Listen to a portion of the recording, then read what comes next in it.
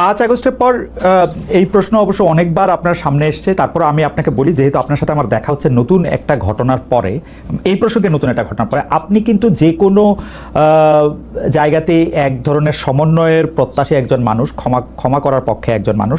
আপনি সর্বশেষ যে আওয়ামী লীগের রাজনীতি নিষিদ্ধ করা হলো এবং দলকে আসলে তার সকল কার্যক্রম নিষিদ্ধ করা হলো, এইটা নিয়ে আমরা দেখেছি যে আপনার দলকে যারা সমর্থন করেন তারাও সেই নিষিদ্ধের দাবি করেছেন। কিন্তু আমি আপনার পার্সোনাল মতামত জানতে চাই যে আপনি এটা আসলে লাইক করেছেন কিনা, বা আপনি এটা পছন্দ করেছেন কিনা, বা আপনার যদি একক ক্ষমতা নেওয়ার মানে সিদ্ধান্ত নেওয়ার আপনি আপনার একক সিদ্ধান্ত প্রয়োগ করতেন, তাহলে আপনি এটা করতেন কিনা? দেখেন, এখানে অনেকগুলো বিষয়। আমাকে ইদানিং ফরেন মিশনের যারা বাংলাদেশে আছেন, এনভয় বা আপনার রাষ্ট্রদূত যারা আছেন, তারাও জিজ্ঞেস করেন যে ন্যাশনাল রিকনসিলিয়েশনের একটা জায়গা থাকা উচিত কিনা। আমি বলি অবশ্যই উচিত। তবে বিষয়টা হলো যে আমাদের ওন্ড গুলা একদম তাজা, ট্রমা গুলা এখনো মেন্টাল এবং ফিজিক্যাল ট্রমা এখনো বিদ্যমান। হাসপাতালের বেডে এখনো রয়ে গেছে ইনজিওর্ড পার্সন গুলো। শহীদ পরিবারের অনেকেই তাদের আপনজনের লাশও এখন পায় না, লাশের সন্ধান বা কবরের সন্ধানও পায়নি। সো এটা একদম তাজা একটা বিষয়। যেমন আমরা যদি সাউথ আফ্রিকার কথা ধরি, তাহলে ডিকেডস আফটার ডিকেডস এটাকে হিলিং করতে, রিকনসিলিয়েশনে আনতে সময় লেগেছে। অর্থাৎ মিনিমাম একটা সময় দিতে হবে। আওয়ামী লীগের ক্ষেত্রে কি হয়েছে, তাদেরকে নিষিদ্ধ করা হয়নি, তাদের কার্যক্রমের উপরে মানে নিষেধ আরোপ করা হয়েছে, তারা ফাংশন গুলা করতে পারবেন। 15.5 বছর তো তারা সুযোগ পেয়েছিলেন এই দেশে ফেয়ার ডেমোক্রেসি, তারা চাইলে কিন্তু কালচার করতে পারতেন এবং ইতিহাসে স্মরণীয় হয়ে থাকতে পারতেন। কিন্তু আসলে আপনিও তো তাদের অনেক কর্মকাণ্ডের প্রতিবাদ করেছেন অত্যন্ত জোরালো ভাবে। আগের আপনার ঠিকানা থেকে, বর্তমান ঠিকানা থেকে, সব জায়গা থেকে আপনি যেখানে যখন ছিলেন আপনি করেছেন। কেন করলেন? এই জিনিসগুলো অ্যাকসেপ্টেবল ছিল না, এই জন্যই তো করেছেন। তো তারা তো 15.5 বছর মানুষকে তাদের কোনো ডেমোক্রেটিক এবং পলিটিক্যাল রাইট দেয় নাই। জাস্টিস পাওয়ার রাইটটাও তারা স্ন্যাচ করে নিয়েছিল। এই ধরনের সবগুলা রাইটই তো কার্যত তারা কেড়ে নিয়েছিল। আপনি যদি প্রেসের কথা বলেন, এখন তো অ্যাটলিস্ট যখন তখন যাকে তাকে, প্রধান উপদেষ্টাকে একটা কথা বলেছে ঢুকাই দাও, মামলা একটা দিয়ে তাকে সাথে সাথে ঢুকাই দাও, এই কাজটা এখন হচ্ছে না। আয়নাগরের ঘটনা তো এখন একটু হইতেছে। মাননীয় আমির, একজন ইউটিউবার আছেন সাব্বির, তাকে জেলে দিয়ে দেওয়া হয়েছে প্রধান উপদেষ্টাকে, কি জানি বলছে। না, আমি বলতেছি সেইটা, আমি বলছি যখন তখন হচ্ছে না, ঘন হচ্ছে না। 2-1টা কেস হইতেই পারে, এটা এক্সেপশন। কিন্তু আগে তো এটা ছিল প্র্যাকটিস এন্ড র্যান্ডম, এটা কিন্তু এখন হচ্ছে না। তারপরে আপনি দেখেন যে আয়নাগরের যে বিষয়টা, মানুষকে ধরে নিয়ে ঢুকাই দাও, হোয়ার অ্যাবাউট, কেউ জানে না, তার ফ্যামিলি জানে না যে মানুষটা বেঁচে আছে নাকি মরেই গেছে। যদি মরে যায় তার কবর কোথায়, আদৌ জীবনে দেখবো কিনা তার কবরটা, সেটাও তো প্রশ্ন। এরকম তো ঘটনা ঘটেছে। এবং যাদেরকে আয়নাগরে নেওয়া হয়েছে তারা কিন্তু সবাই ফিরে আসেনি। তারা অনেকেই এখনো আমরা জানি না তারা কোথায় আছে, আদৌ বেঁচে আছেন কিনা। তো এগুলা তো এখন হচ্ছে না। বায়বীয় মামলা যেটা বলা হয় সরকারের পক্ষ থেকে, এখন সরকারের পক্ষ থেকে সেরকম মামলা নেই। এখন মামলা হচ্ছে পলিটিক্যাল যারা বিভিন্ন পার্টিজ আছেন তারা। সেই ক্ষেত্রে এক এক দলের এক একটা দৃষ্টিভঙ্গি। আমাদের দৃষ্টিভঙ্গি হচ্ছে যে for fair justice, complaint of পুরো অ্যাট্রোসিটি করেছেন যারা এটার পারপিটেটর, তাদেরকে ডিরেক্ট যারা আছেন তাদেরকে বাদ দিয়ে আমরা কোনো মামলায় কাউকে আসামি করিনি। এই জন্য আমাদের মামলায় শত শত কোনো আসামি নেই। অন্যান্য সংস্থার বা দলের বা অথরিটির থাকতে পারে। তো এই জিনিসগুলোর কিছুটা হলেও ডেভেলপমেন্ট হয়েছে, কিন্তু আরো অনেক হওয়ার প্রয়োজন আছে এবং সুযোগ আছে। এই ক্ষেত্রে আমি শুধু একটা লাইন করে একটু বোঝার জন্য, যে মানে আওয়ামী লীগ নিষিদ্ধ করা হয় নাই, আওয়ামী লীগের কার্যক্রম নিষিদ্ধ করা হয়েছে, দুইটার মধ্যে তফাৎ কি আসলে? মানে তারা মানে কি করতে পারবে আর কি করতে পারবে না, মানে একজন আওয়ামী লীগ কি করতে পারবে এখন? মানে আমার একটা আন্ডারস্ট্যান্ডিং হচ্ছে আওয়ামী লীগ নিষিদ্ধ, তা আপনি বলতেছেন না দুইটার মধ্যে একটু তফাৎ আছে। তফাৎটা কি আসলে? দেখেন, নিষিদ্ধ তো আমাদেরও করা হয়েছিল, তাই না? এবং একবার না, আমাদের এই সংগঠনের জন্মের পরে দফায় দফায় আমাদেরকে নিষিদ্ধ করা হয়েছে। নিষিদ্ধ যখন কোনো সংগঠনকে করা হয় তখন এই সংগঠনের ব্যক্তিরাও বিভিন্ন ধরনের সমস্যায় পড়ে যান, এর সাথে রিলেটেড ব্যক্তিরা। এমনকি তাদের স্বাভাবিক জীবনযাত্রাটাও তাদের পক্ষে চালায় নেওয়া সম্ভব হয়।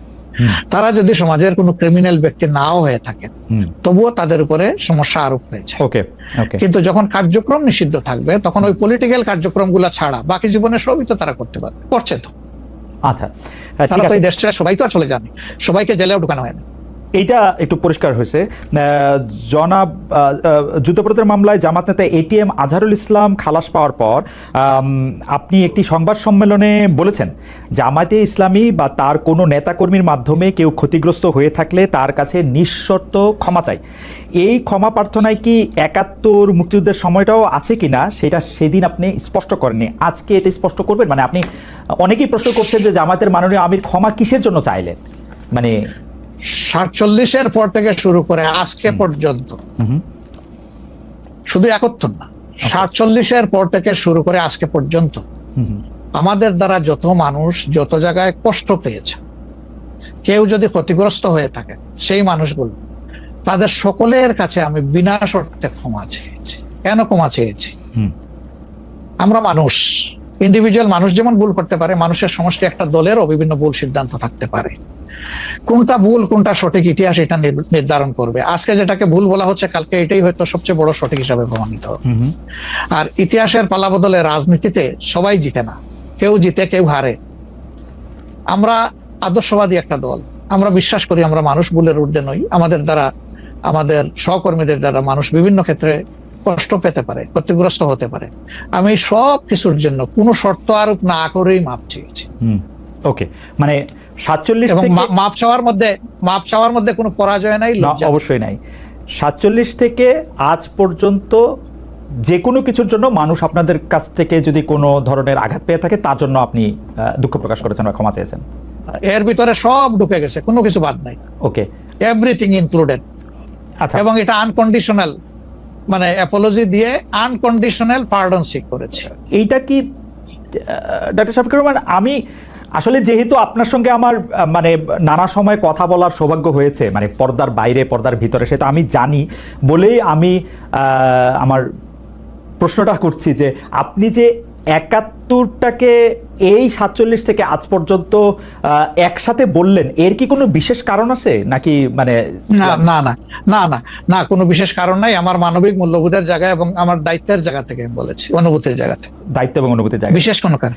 আচ্ছা, আমি আবার ২-৩ দিনের ঘটনা একটু আসি। আমরা দুইটা ঘটনা আমরা দেখেছি যে আমাদের অনেককে ব্যথিত করেছে। একটা হচ্ছে লালমনিরহাটে একজন যিনি নরসুন্দর, তিনি এবং তার ছেলেকে খুব আয়োজন করে মারধর করা হচ্ছে এবং তাদেরকে টেনে নিয়ে পুলিশের কাছে নিয়ে যাওয়া হয়েছে। এবং আরেকজন যিনি ২০১৮ সালের ডিসেম্বরের রাতের ভোট বলে খ্যাত নির্বাচনের যে প্রধান নির্বাচন কমিশনার, তাকে আসলে খুবই অপমানজনকভাবে মানে থানায় নিয়ে যাওয়া হয়েছে এবং সেটা আবার ভিডিও করা হয়েছে।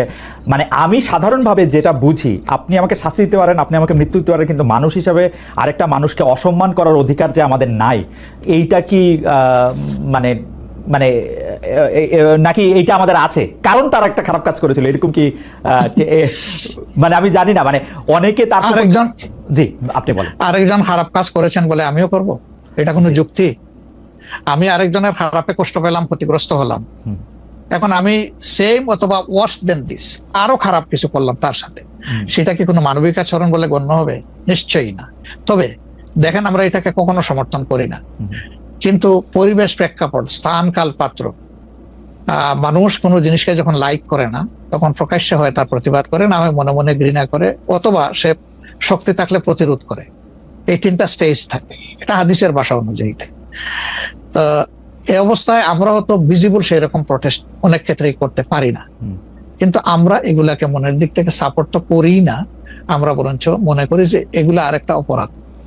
ডেফিনেটলি সিইসি যিনি ছিলেন, তিনি তো একজন মানুষ, তিনি এই রাষ্ট্রের একজন সিভিল সার্ভেন্টও ছিলেন এবং উচ্চ পর্যায়ে তিনি দায়িত্ব পালন করে তিনি রিটায়ার করেছেন। তিনি নিশ্চয়ই কাজ ভালো করেন নাই, অনেকগুলা খারাপ কাজ করেছেন। সেই সময়টা জনপ্রত্যাশার এগেইনস্টে গিয়ে করেছেন, সত্য তথ্যের উপর না থেকে অসত্য তথ্য তিনি তার সংস্থা থেকে বলেছেন, সেগুলো সব খারাপ। তো তার জন্য তো আদালত আছে, কিন্তু আদালতে যাবেন, আমি তাদেরকে আদালতে নিয়ে যাই, আইনের আওতায় নিয়ে যাই, কিন্তু আইন আমার হাতে আমি তুলে নেবো কেন? এটা তো কোনো অবস্থায় আমরা সমর্থন করবো না। এই জন্য আপনার স্মরণ থাকার কথা, ৫ তারিখ রাত্রেই আমরা ঘোষণা করেছি যে ব্যক্তিগতভাবে আমরা কার উপর থেকে কোনো প্রতিশোধ নেব না এবং আমরা নেইনি। আমাদের ২-১টা ব্যতিক্রম ঘটনা ঘটেছে, আমরা তাদেরকে শাস্তি দিয়েছি, আমরা ছাড় দেই নাই কাউ। আমাদের এই ঘটনাগুলো র্যান্ডম না, ব্যাপক না, ২-১টা বিচ্ছিন্ন ঘটনা, আমরা কাউকে ছাড় দিই। আমরা যেহেতু আপনার সময় কম, আমরা দ্রুত একটা বিষয় থেকে আরেকটা বিষয়ে যেতে হচ্ছে। সম্প্রতি আপনি একটি ভাষণে বলেছেন, আমি এখানে ছোট্ট একটু অ্যাড করতে চাই। জি প্লিজ। এই যে মব, যেটাকে এখন মব বলা হচ্ছে, এর চাইতে কিন্তু আরো নিকৃষ্ট মব কিন্তু গত 15.5 বছর মানুষ প্রত্যক্ষ করেছে। ইভেন আপনাদের সাংবাদিকদের সাথে হয়েছে, আরো অনেকের সাথে, পলিটিশিয়ানদের সাথে। তো এগুলো কোনো ডাল ভাত, কোনো ব্যাপারই ছিল না। সিভিল সোসাইটির মানুষের সাথে, শিক্ষকদের সাথে, কিন্তু ওইগুলা দিয়ে আমরা এটাকে জাস্টিফাই করতে চাই। হয়েছে বলেই আমরা সবাই মিলেই কিন্তু এগুলি প্রতিরোধ করেছি, প্রতিবাদ করেছি। আসলে যে যার জায়গা থেকে প্রচন্ড ভাবে প্রতিবাদ করেছে।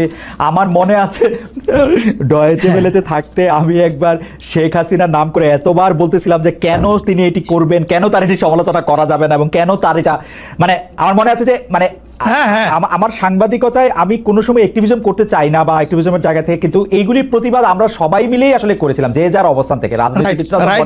এখন আমাদেরকে করতে হবে। এখনো যদি আমরা সেই জায়গার মধ্যেই থাকি এবং কেউ কেউ আমরা এটা বলি যে তারা করেছে সেজন্য এটা ঠিক আছে, সেইটার ব্যাপারে আপনার কাছে বিচার দিতে চাইছি।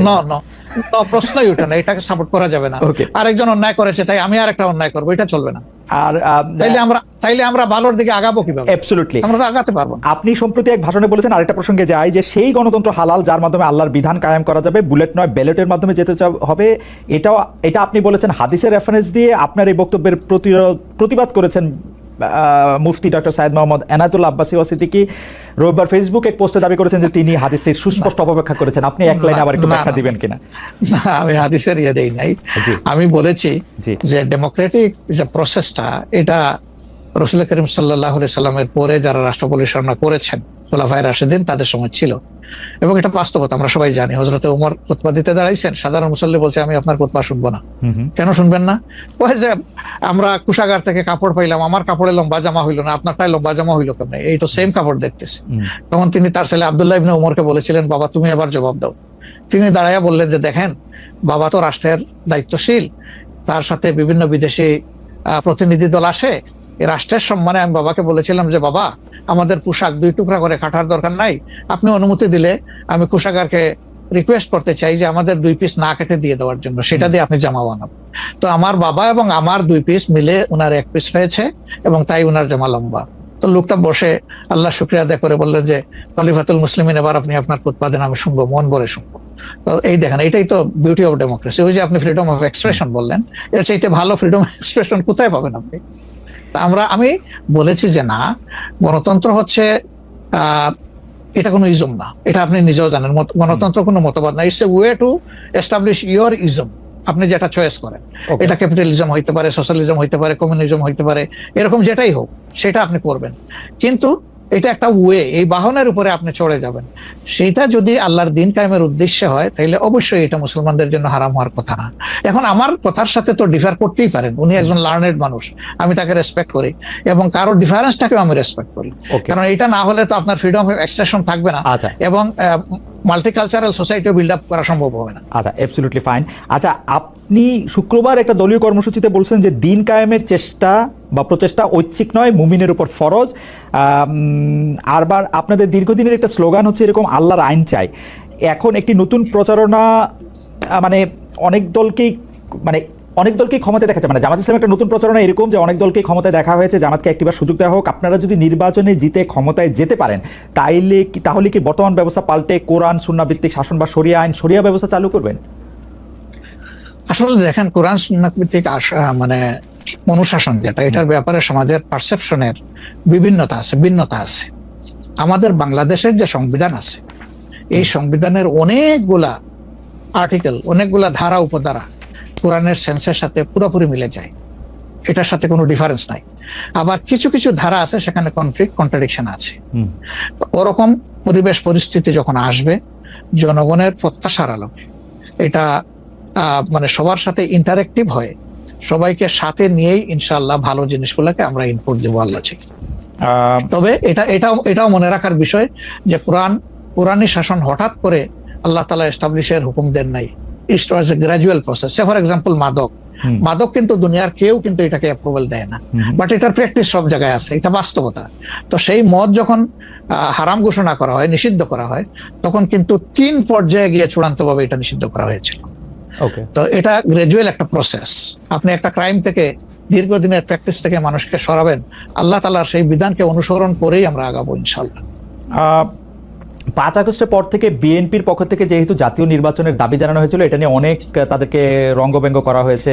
জামায়াতে ইসলামী মাঝামাঝি থেকে ফেব্রুয়ারি ইলেকশনের কথা বলেছে, রোজার পরের ইলেকশনের কথা বলেছে, রোজার আগের ইলেকশনের কথা বলেছে, কিন্তু আমরা দেখতে পাচ্ছি জামায়াতে ইসলামী 300 আসনে প্রার্থী ঘোষণা করে ফেলেছে। আপনারা যদি পরে কোনো রাজনৈতিক জোট করেন বা পরে যদি কোনো ধরনের রাজনৈতিক সমঝোতার মাধ্যমে জাতীয় সরকারের একটা আবহ তৈরি হয়, তাহলে কি হবে? আপনারা এখনই জোট ঘোষণা করে ফেলেছেন, সেটা কেমন হলো? আলহামদুলিল্লাহ, এটা আমাদের সাথে যাদের ইন্টারেকশন আছে তারা সবাই জানেন। আমরা বলেছি যে এটা আমাদের অফিসিয়াল ঘোষণা না, এটা হলো প্রাথমিক সিলেকশন, এবং সমস্ত আমাদের নমিনি যারা হবেন তাদেরকে সেম মেসেজ দেওয়া হয়েছে যে জাতীয় বৃহত্তর স্বার্থে যে কোনো সময় যে কোনো পরিবর্তন যে কোনো আসনে আসতে পারে। আমাদের সংগঠন এটার জন্য পূর্ণ প্রস্তুত। প্রয়োজনে আমার থেকেই পরীক্ষা শুরু হবে, কোনো অসুবিধা নেই। আপনার কাছে ছোট একটি পরীক্ষা, সেটি আপনার পরীক্ষা না, আপনার কাছে একটি ছোট পরীক্ষা। আপনি কুষ্টিয়া 3 সদর আসনে জামাত ইসলামের এমপি প্রার্থী হিসেবে ঘোষণা করা হয়েছে জনপ্রিয় ইসলামী বক্তা জনাব আমির হামজাকে, কিন্তু এদিকে আবার জামাতি ইসলামীর শুরা সদস্য জনাব ফরাদ হোসেন রয়েছেন, তার নামও জোরে সোরে শোনা যাচ্ছে। অনেকেই বলছেন যে তৃণমূল জামায়াত আসলে পছন্দ করে নাই হঠাৎ করে এরকম একজনকে মনোনয়ন দেওয়া। এই বিষয়টাকে আসলে আপনি কিভাবে দেখেন? শুধু জনপ্রিয় নট দ্যাট। আমরা যখন কোনো জায়গায় নমিনি সিলেকশন করি তখন দুইটা জিনিস আমরা বিবেচনায় নেই। একটা হলো যে এই নমিনির ব্যাপারে স্থানীয় সংগঠনের যারা নেতাকর্মী আছেন তাদের দৃষ্টিভঙ্গি কি, 2 নম্বর হচ্ছে জনগণের দৃষ্টিভঙ্গি কি। এই দুইটা বিষয়কে আমরা বিবেচনায় নিয়েই প্রার্থী সিলেকশন করি। এবং এটা যেগুলো শুনতেছেন, অনেক সময় আমাদেরকে অতি ভালোবাসেন যারা, ওই যে আপনি একবার আমাকে জিজ্ঞেস করলেন যে আপনাদের ব্যাপারে এত বিরোধিতা করে কেন, আমি বলছিলাম যে তারা অত ভালোবাসে তো অনেক বেশি, এই জন্য আমাদেরকে নিয়ে কসলাইতে হবে। জনাব আমির হামজার বিরুদ্ধে যে দুটি বক্তব্য বেশি সামনে আসছে, তিনি একবার বলেছিলেন যে তার 14 গোষ্ঠী সবাই আওয়ামী লীগ করেন। 2 নম্বর হচ্ছে যে এই জুন মাসেও জনাব আমির হামজা নিজ এলাকায় মোটরসাইকেল শোডাউন করেছেন, যেই শোডাউনের রাজনীতি অ্যাপারেন্টলি আপনারা উৎসাহ দেন না, কিন্তু তাকে এটি করতে দেখা যাচ্ছে। হ্যাঁ, আমরা তার দৃষ্টি আকর্ষণ করেছি। ওকে, আমরা এই ব্যাপারে দৃষ্টি আকর্ষণ করেছি যে পাবলিক ইনকনভিনিয়েন্স হয় এমন কোনো কাজ আমরা করব না, যত দূর সম্ভব এটা আমরা অ্যাভয়েড করে চলবো।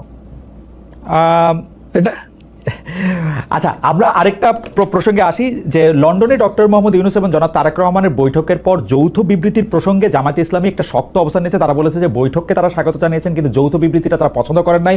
এই কারণে জাতীয় ঐক্যমত্য কমিশনে তাদের অংশগ্রহণও তারা একদিনের জন্য বয়কট করেছেন, মানে আপনারা বয়কট করেছেন। পরে আবার ডক্টর মোহাম্মদ ইউনূস আপনাকে ফোন করেন এবং সেই টেলিফোনের পরে আপনি ডক্টর মোহাম্মদ ইউনূস টেলিফোনে কি বলেছিলেন আপনাকে, সেটাকে আমাদের একটু বলা যাবে? না, উনি আসলে সেখানকার পরিবেশটাই তুলে ধরেছেন সামগ্রিকভাবে যে কেন উনি এটা করতে গেলেন। আমাদের কনসার্নের জায়গা ছিল যে তিনি নির্বাচনের একটা টাইম লাইন, ডেট না, একটা টাইম লাইন ঘোষণা করেছিলেন যে এইটা 1st of April কোনো একটা সময়ে নির্বাচন অনুষ্ঠিত হবে এবং নির্বাচন কমিশন সেই ব্যাপারে তারিখ নির্ধারণ করে তারা শিডিউল দেবে।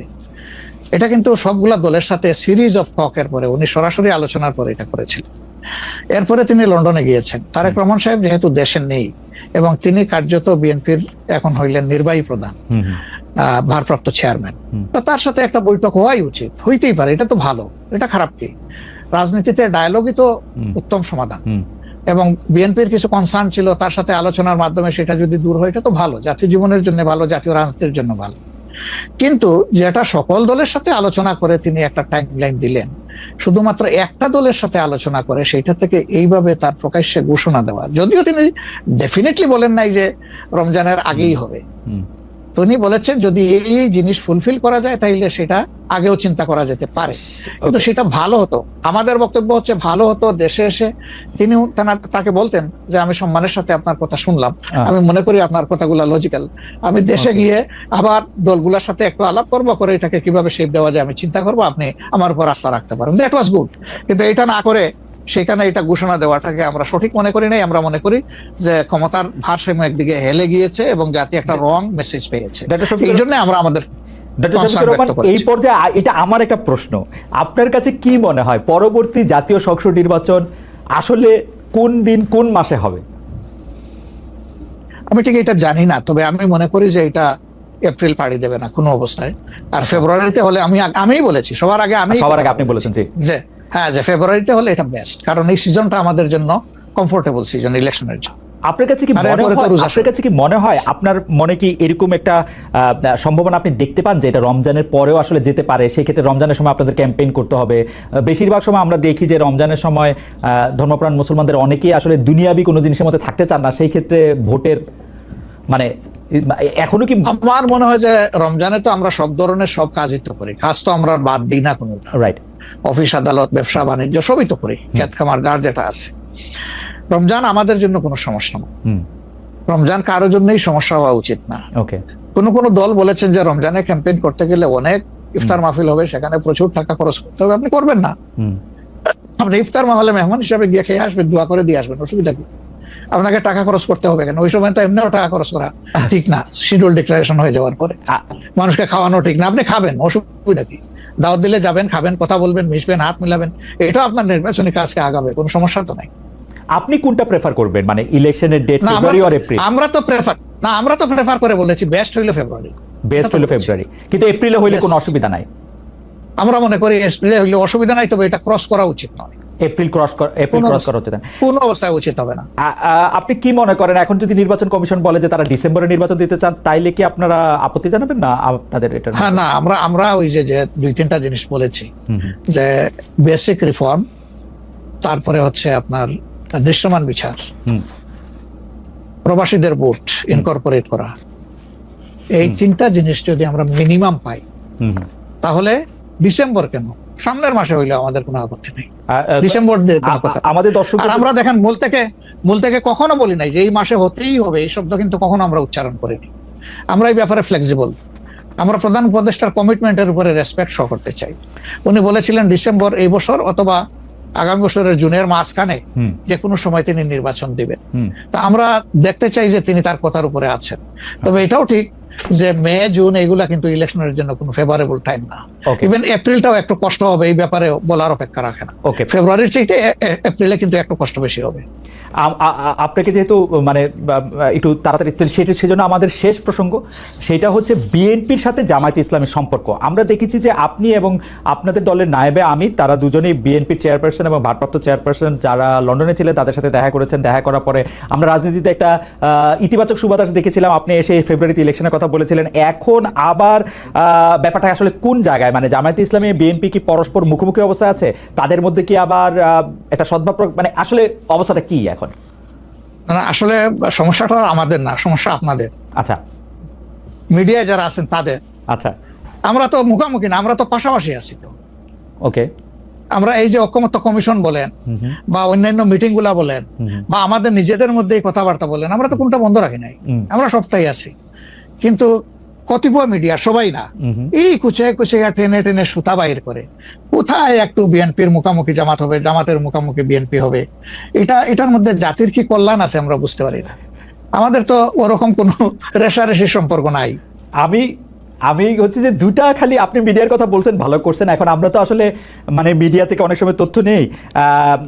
বিএনপির নেতার প্রসঙ্গে একটি সংবাদ শিরোনাম আমি পড়েছি, ভোট হলে তো তাদের গুরুত্ব থাকবে না, জামায়াতকে ফখরুলের খোঁচা, স্বাধীনতার অবিশ্বাসীদের সমর্থন করা যাবে না, মির্জা ফখরুল। আবার আরেকটা রিপোর্ট, আবার আরেকটা পত্রিকার রিপোর্ট, জামায়াতকে স্বাধীনতা বিরোধী বলা হলে অনেকের বাবাও রাজাকার ছিলেন, জামায়াতের সাধারণ সম্পাদক বলছেন। তো আপনি আসলে শুধু মিডিয়াকে না বলে, আমরা তো একটা নেতাদের মধ্যে আপনারে তো একটা দেখি না, মানে আপনারা আমি মনেই করতে পারতেছি না, আমি প্রাণপণে মনে করতে চেষ্টা করতেছিলাম, কিন্তু নেতা কর্মীদের মধ্যে তো ব্যাপারটা আসলে আমরা দেখি না আছে, এটা আমি অস্বীকার করব না। জি, এটা যে কিছু নাই আমি সেটা বলছি না। তবে একটা কথা দেখেন যে আসলে গর্ব অহংকার বড় খারাপ জিনিস। অহংকার আল্লাহ তাআলার চাদর, এটা নিয়ে কেউ টানাটানি করুক, এটা মহান আল্লাহ পছন্দ করেন না। তো গর্ব অহংকার করতে করতেই একদল কোথায় গেছে চিন্তা করেন। তারা তো সবসময় মানুষকে কুচিয়ে কথা বলতেন, কোথায় তোমাদের ঈদের পরের আন্দোলন, কোথায় গিয়ে আশ্রয় নিবা, এই ধরনের অনেক কথাবার্তা ছিল না? অবশ্যই ছিল।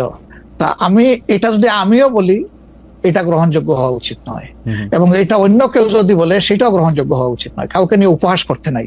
আপনাকে নিশ্চিত থাকতে হবে আপনি যাকে নিয়ে উপহাস করছেন, আল্লাহ একদিন তার কাছে আপনাকে নিয়ে দাঁড় করাবেন, এবং তখন আপনি লজ্জিত হবেন। তো আমাদের কারোই এমন কথা বলা উচিত না যে এই কথাটা বলে এরপরে আপনার মুখের দিকে তাকাই আমি হাসতে পারবো না, এমন কোনো কথা বলা উচিত। 10:42 বাজে, আমি কি একটা ছোট্ট প্রশ্ন আর করবো 2-1 মিনিটের মধ্যে, এটা উত্তর দিতে পারবেন? প্লিজ।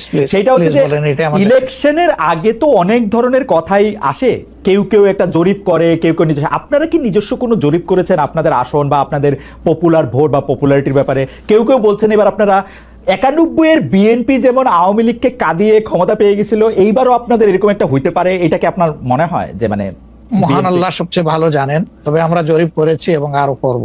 আচ্ছা, আমরা যখন জরিপ করি তখন নির্বাচনী কোনো আবহ সৃষ্টি হয় নাই, সেটা ছিল নভেম্বর ডিসেম্বরে। হুম হুম, আর আমরা এখন নির্বাচনী আবহ কিছুটা এসেছে, সকল অ্যাক্টর এখন ময়দানে কম বেশি ভিজিবল হবেন, হুম। তারপরে ইনশাল্লাহ আমরা জরিপ করব, তখন বোঝা যাবে যে আগের মূল্যায়ন আর পরের মূল্যায়নের মাঝে তফাৎটা কতটুকু। আর যেটা বললেন যে কাউকে কাঁদ দিয়ে খাওয়ার ক্ষমতায় যাওয়া, আমরা ভাই আসলে ক্ষমতায় যাওয়ার বিষয়টা দেখি না, আমরা দেখি যে এটা একটা বিশাল দায়িত্বের বোঝা। আল্লাহ যদি কখনো সে কাজের জন্য আমাদেরকে কবুল করেন, তাহলে আমরা শাসক নয় ভাই, দোয়া করেন আমরা যেন মানুষের সেবক হতে পারি। আপনাকে অনেক ধন্যবাদ। আমি শুধু শেষ কথা আপনার কাছ থেকে একটু জানতে চাইবো যে আপনি মনে করতেছেন এপ্রিলের পরে হয়তো নির্বাচন যাবেন না, ফেভার করতেছেন হচ্ছে ফেব্রুয়ারিতে হতে, আপনি কি আমাদের দর্শকদের উদ্দেশ্যে কিছু বলবেন যাতে একটা নির্বাচনী বা গণতান্ত্রিক আবহাওয়ার মধ্যে যে যার মতো করে আসলে সৎভাবে তার নির্বাচনী ক্যান্ডিডেট বা তার পছন্দের মানুষ বাছাই করতে পারে? এই প্রসঙ্গে থ্যাংক ইউ আমাকে শেষ সুযোগ দেওয়ার জন্য। অবশ্যই প্রথমে আমি দর্শকদের উদ্দেশ্যে বলবো যে অনেক ত্যাগ এবং তিতিক্ষার বিনিময়ে আমাদের স্বাধীনতা পাওয়া, আমাদের 24-এর এই পরিবর্তন পাওয়া, এটাকে আমরা যেন সঠিক